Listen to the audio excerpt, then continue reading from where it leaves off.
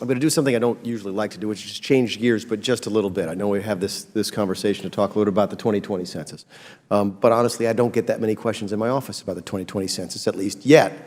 Every now and then we get folks calling to complain about, the questions they have to answer and all that. But for the most part, I think folks, at least in my district, recognize that this is one of those rare constitutional duties. We actually have to do this, and they're happy to do it and to cooperate.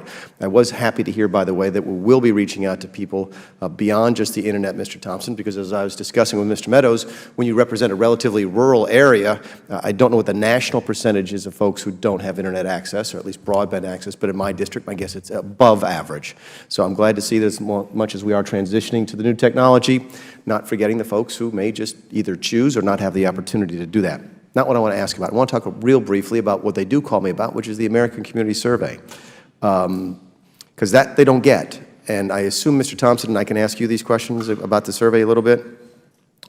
So, why is what I can't get. I know why we count, and I know that traditionally we have, in the census, we've asked a little bit more than just how many people live there and how many people are you. I get that.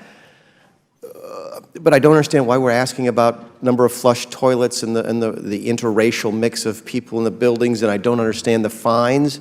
So tell me a little bit, why are we doing this? Do we need to do this in order to fulfill the constitutional obligations? Thank you, Congressman. So the American Community Survey replaced what used to be the census long form, which was a sample of longer forms as part of the same. I remember it, and some people used to every sixth house about. Gotcha. And that was used to allocate federal dollars based on requests from different agencies. So we moved the long form to the American Community Survey so we can produce more accurate, more timely information than every 10 years. And we work with the federal agencies to make sure that, and we just did a big review of every question on the American Community Survey to make sure that there is a definitive need to collect that information to support a federal program. Over $400 billion are allocated based on the American Community Survey data. However, we've also heard, and very strongly, that there are concerns with the length of the American Community Survey. There are concerns with the mandatory message on the American Community Survey, and we have undertaken, and I could get you this, is on our website. We've undertaken a program, a 4-point program, to look at how we can make the American Community Survey less intrusive, how we can use other federal records to reduce the burden on respondents. And I also need to say that our goal is not to threaten the American people with fines or jail, but to convince them of the importance to respond because what the information will do for their community. And I get that, and if I get it, I'll probably fill it out, and because I would look at it as a civic duty, and it doesn't offend me, provided that the questions are not too intrusive. I get that. I think when I was a younger man, my family actually got the long form, so I'm a little bit familiar with it.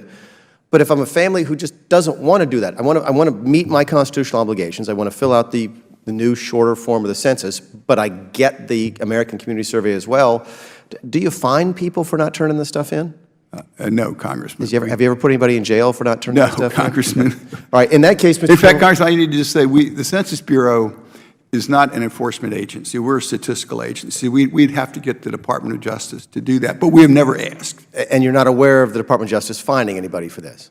Okay. Mr. Chairman, we may want to just change the law, because what we're actually doing then is not enforcing the law, because a previous Congress, in its infinite wisdom, which is one of those things that makes me giggle when I say it, decided that there should be at least up to a $5,000 fine and jail time for not filling this thing out. So maybe it's something we should look at, making your life a little bit easier. You spoke to the importance of sort of toning down the mandatory language of that, and I think that's encouraging. Folks want to be good citizens. They want to participate. They want to get you good information, but there's also stuff they might not want to tell you, and to tell them that they might go to jail, have to pay a fine if they don't, might be not the best kind of relationship we want to have with a taxpayer. So I appreciate your input on that, Mr. Thompson. The gentleman yield. It does say that it has. Doesn't it say that on the envelope, or it used to? At least last time it went out. Right now, it says on the envelope, your response is mandatory and required by law.